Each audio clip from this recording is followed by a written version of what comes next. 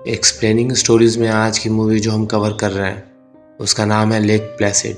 कहानी की शुरुआत में अमेरिका के एक राज्य को दिखाया जाता है। इस राज्य का नाम मेन होता है, जहाँ के एक जंगल में प्लेसिड नाम की झील है। झील के बीचों बीच में एक बोट पे दो लोग होते हैं, एक पुलिस ऑफिसर जिसका नाम शेरिफ है और एक फिशिंग डिपार्टमेंट से जिसका नाम वॉल्ट है।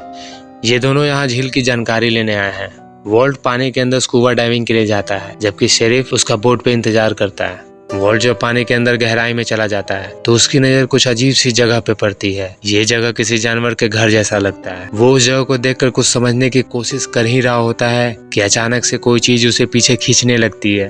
तभी वॉल्ट पानी के ऊपर आकर मदद के लिए हाथ खड़ा करता है, पर शेरिफ दूसरी तरफ देख रहा होता है। दोबारा वॉल्ट पानी के ऊपर आकर चीखता चिल्लाता है और अचानक से बोट की तरफ खिंचाने लगता है। ऐसा लगता है मानो जैसे कोई वॉल्ट को पकड़ के पानी में खींच रहा हो। शेरिफ उसकी मदद करने के लिए खड़ा होता है कि फिर से वॉल्ट पानी के अंदर चला जाता है। उसे कुछ समझ में नहीं आता कि क्या हो रहा है। तीसरी बार वॉल्ट फिर से पानी के ऊपर आता है और इस बार शेरिफ उसका हाथ पकड़ लेता है और उसे बोट पे खींचने की कोशिश करता है। और तभी हमें एक भयंकर जानवर के बड़े बड़े नुकीले दांतों को दिखाया जाता है। दरअसल ये भयंकर जानवर वॉल्ट को मारना चाहता है। किसी तरह शेरिफ जब वॉल्ट को बोट के ऊपर लाता है तो वॉल्ट के शरीर का आधा हिस्सा नहीं होता। वो जानवर उसके आधे शरीर को खा चुका होता है और वॉल्ट की मृत्यु हो जाती है। ये सब देख के हैंक बहुत डर जाता है। ये खबर सुनकर फिशिंग डिपार्टमेंट में हड़कंप मच जाता है और वो इस घटना की जांच के लिए अगले दिन अपने एक ऑफिसर को यहाँ भेजते हैं, जिसका नाम जैक होता है। जैक यहाँ इन्वेस्टिगेशन के लिए आता है। वह जब वॉल्ट की डेड बॉडी देखता है तो शॉक्ड हो जाता है, क्योंकि आज तक कभी उसने पानी में ऐसा हमला नहीं देखा है। और वो समझ जाता है कि इस तरह का हमला कोई बड़ा क्रिएचर ही कर सकता है और वो इसी झील में रहता है।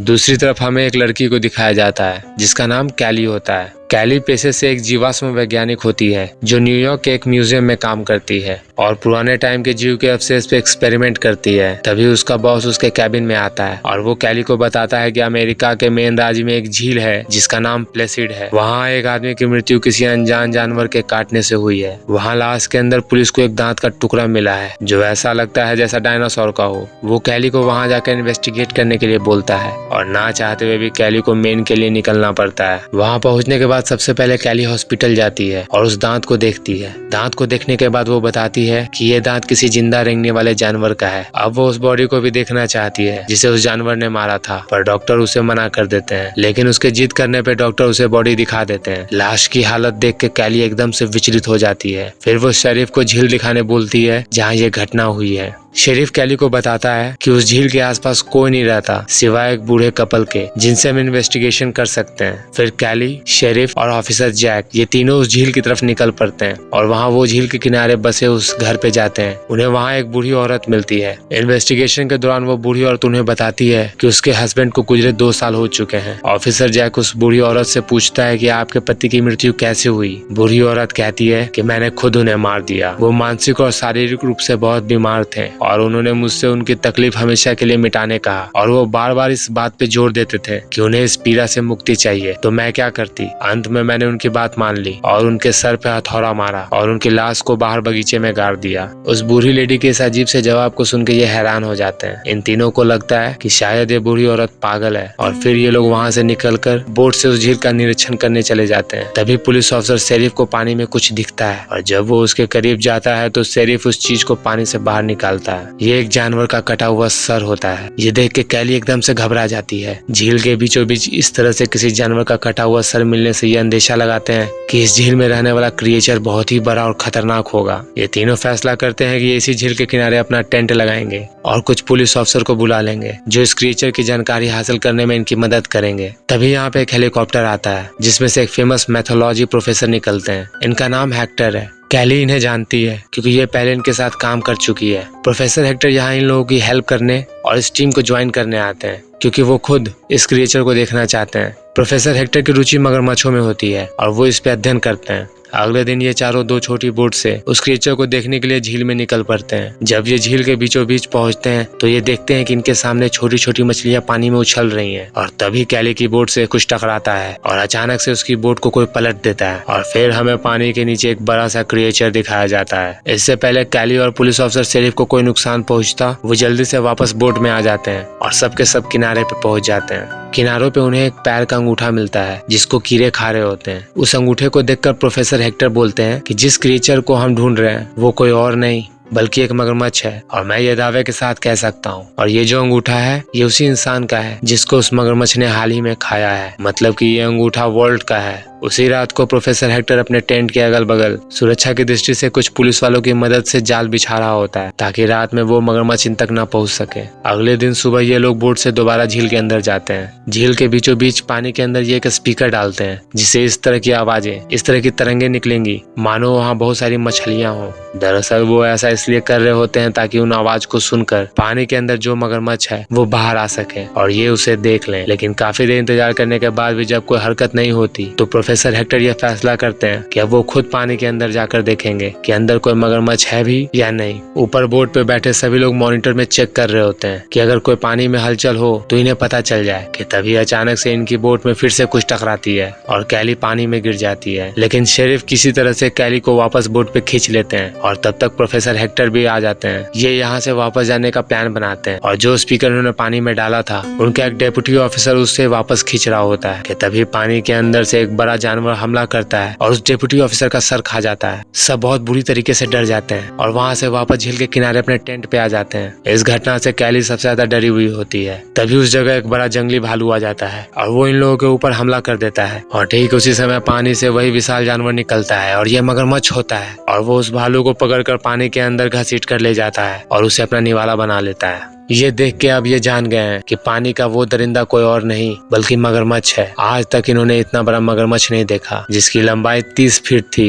ये एक एशियन मगरमच्छ था जो इस देश में नहीं पाया जाता। तो आखिर ये इतना बड़ा मगरमच्छ इस झील में आया कहाँ से? यहाँ पे शेरिफ सबको कहता है कि वो उस मगरमच्छ को मार देगा क्योंकि ये एक खतरनाक जानवर है जिसने कत्लेआम मचा रखा है। हालांकि प्रोफेसर हेक्टर इस पक्ष में नहीं होते क्योंकि मगरमच्छ प्रजाति में उनकी रुचि है। दुनिया में हर तरह के मगरमच्छ पे वो रिसर्च करते हैं और ये बात शेरिफ को नहीं जमती और वो प्रोफेसर हेक्टर को एक पंच मार देता है। अगले दिन ये सब झील के किनारे उस जंगल में जाते हैं और वहाँ पे ये देखते हैं कि मगरमच्छ के पैरों के निशान हैं और उन्हें वहाँ पे एक इंसान का कटा हुआ सर भी मिलता है जिसे देख के कैली घबरा जाती है। ऑफिसर जैक कैली को शांत करते हैं और तभी उनकी नजर झील के दूसरी तरफ एक घर पे जाती है। ये घर उसी बूढ़ी औरत का है जिसके यहाँ शुरुआत में ये इन्वेस्टिगेशन के लिए गए थे, जिसने 2 साल पहले अपने पति को मारा था। ये देखते हैं कि वो बूढ़ी औरत अपने एक पालतू जानवर की आंखों में पट्टी बांधकर झील के किनारे ले जा रही होती है। दरअसल ये बूढ़ी औरत उस जानवर को उस बड़े मगरमच्छ को खिलाने जा रही है और फिर वो मगरमच्छ पानी से निकलकर उस जानवर को पानी में घसीट के ले जाता है और उसे खा जाता है।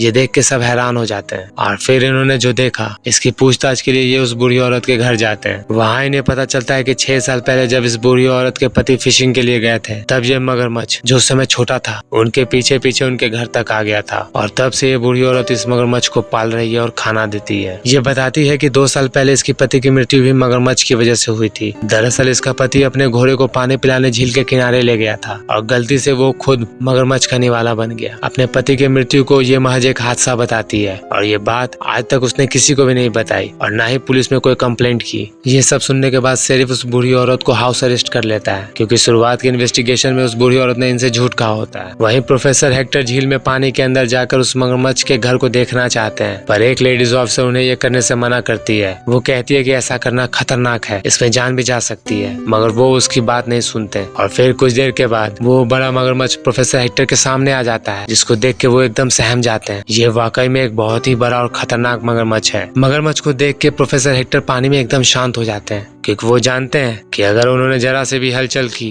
तो ये मगरमच्छ उन्हें अपना निवाला बना लेगा। ये उस लेडीज ऑफिसर को अपना एम्फीबियस हेलीकॉप्टर स्टार्ट करने बोलते हैं। एम्फीबियस हेलीकॉप्टर वो होता है जो जमीन और पानी दोनों में लैंड और टेक ऑफ कर सकता है। लेडीज ऑफिसर हेलीकॉप्टर को स्टार्ट करती है। प्रोफेसर हेक्टर धीरे धीरे हेलीकॉप्टर की तरफ बढ़ने लगते हैं और उनके पीछे पीछे वो खतरनाक मगरमच्छ भी उनके तरफ बढ़ने लगता है। मगरमच्छ को अपनी ओर आते देख उसे डिस्ट्रैक्ट करने के लिए प्रोफेसर हेक्टर पानी में एक राफ्ट खोल देते हैं और जल्दी से हेलीकॉप्टर के ऊपर आ जाते हैं। लेकिन जैसे ही हेलीकॉप्टर को टेक ऑफ करते हैं तभी वो विशाल मगरमच्छ उनके हेलीकॉप्टर पे हमला कर देता है और हेलीकॉप्टर के एक हिस्से को पकड़ लेता है। ये दोनों बहुत डर जाते हैं। तभी लेडीज ऑफिसर उस मगरमच्छ पे गोली चलाने लगती है और वो मगरमच्छ उनका हेलीकॉप्टर छोड़ देता है और फिर ये सब एक किनारे पे आ जाते हैं। जैक और शेरिफ ये दोनों वाइल्ड लाइफ टीम को फोन करते हैं और उन्हें यहाँ बुलाते हैं जो यहाँ आकर उस मगरमच्छ को मार डालेंगे। पर प्रोफेसर हेक्टर ये नहीं चाहते। वो सबको समझाते हैं कि मगरमच्छ को पकड़कर हम दूर किसी ऐसी जगह पे छोड़ देंगे जहाँ कोई इंसान न रहता हो। इतना बड़ा मगरमच्छ हमारे हमारे देश में शायद ही कहीं हो। हम उस पर शोध कर सकते हैं। दरअसल मगरमच्छ को लेकर प्रोफेसर हेक्टर का नजरिया पॉजिटिव रहता है और वो उन सबको एक अंतिम बार उसे ना मारने के लिए कन्विंस कर लेते हैं और फिर ये सब उस मगरमच्छ को पकड़ने का एक प्लान बनाते हैं। वो उस बूढ़ी औरत के घर से उसकी मर्जी के खिलाफ एक जिंदा जानवर उठा लेते हैं और उसे हेलीकॉप्टर में लटकाकर उस मगरमच्छ का चारा बनाते हैं। वो उस जगह पे जानवर को लटका कर रखते हैं जहाँ वो भयंकर मगरमच्छ रहता है, ताकि जब वो मगरमच्छ उस जानवर को खाने आए तो ये लोग उस मगरमच्छ को बेहोश करके पकड़ ले। सुबह से रात हो जाती है पर वो मगरमच्छ वहाँ नहीं आता और ये सब के सब निराश हो जाते हैं कि तभी हेलीकॉप्टर के रडार में किसी बड़ी चीज के आने का संकेत मिलने लगता है। ये समझ जाते हैं कि हो न हो ये मगरमच्छ ही होगा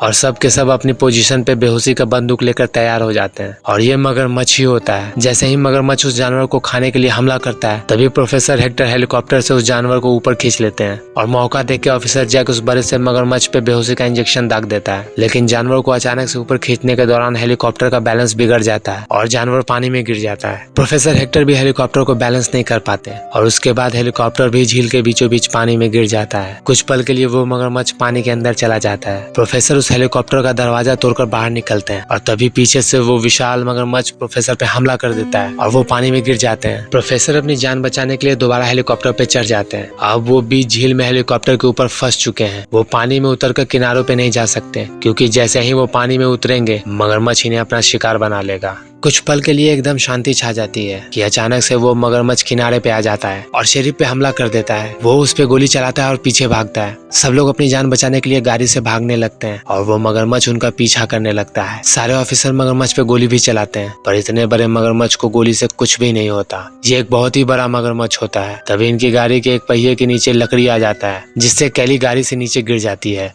मगरमच्छ कैली को देख लेता है और उसकी तरफ बढ़ने लगता है। वो एकदम से डर जाती है। तभी ऑफिसर जैक मगरमच्छ पे पीछे से गोली चलाता है ताकि उसका ध्यान कैली से हटा सके और जैसे ही मगरमच्छ पीछे घूमता है उसकी पूंछ से कैली टकरा जाती है और झील में गिर जाती है और फिर मगरमच्छ झील में उसकी तरफ बढ़ने लगता है। अपनी जान बचाने के लिए कैली जल्दी से उस क्रैश हेलीकॉप्टर पे चढ़ जाती है जहाँ पे प्रोफेसर है और अब इस झील में इस क्रैश हेलीकॉप्टर पे ये दोनों अकेले हैं। अचानक पीछे से वो मगरमच्छ इनके हेलीकॉप्टर पे दोबारा हमला करता है जिससे ये दोनों पानी में कूद जाते हैं पर ये मगरमच्छ इस हेलीकॉप्टर में फंस जाता है। मगरमच्छ अपनी पूरी ताकत लगा के निकलना चाहता है पर वो इसमें पूरी तरीके से फंस चुका होता है। कैली और प्रोफेसर को वक्त मिल जाता है और तब तक वो तैर के किनारे पे आ जाते हैं और वो मगरमच्छ गुस्से में अपने ताकत से हेलीकॉप्टर को खींचते हुए किनारे तक आ जाता है। पर तभी दवा का असर होना शुरू हो जाता है और मगरमच्छ धीरे धीरे वहाँ बेहोश होने लगता है। ऑफिसर जैक शेरिफ को मगरमच्छ को मार देने का ऑर्डर देता है। यहाँ प्रोफेसर और कैली सबको समझाते हैं इसे मत मारो, ये फंस गया और बेहोश हो गया है, हमारा काम आसान हुआ, अब हम इसे कहीं दूर सुरक्षित जगह छोड़ देंगे। जैक शांत हो जाता है। तभी अचानक से एक दूसरा मगरमच्छ झील से बाहर निकलकर प्रोफेसर को पानी में घसीट कर ले जाने लगता है और तब हमें पता चलता है कि झील में एक नहीं बल्कि दो बड़े मगरमच्छ रहते हैं। दरअसल ये एक मगरमच्छ का जोड़ा होता है। शेरिफ प्रोफेसर की जान बचाने के लिए उस दूसरे मगरमच्छ पे गोली चला देता है जिससे उसकी मौत हो जाती है और अब यहाँ एक मगरमच्छ होता है जो अभी बेहोश है और तभी यहाँ पे वाइल्ड लाइफ की टीम आ जाती है। वो सब इतने बड़े मगरमच्छ को देख के हैरान हो जाते हैं क्योंकि इनमें से किसी ने भी इतना बड़ा और खूंखार मगरमच्छ कभी नहीं देखा होता है और सब इस मगरमच्छ को बांधकर ट्रक से पोर्टलैंड ले जाते हैं, इंसानी बस्ती से दूर जहाँ ये मगरमच्छ किसी को हानि नहीं पहुंचा सकता।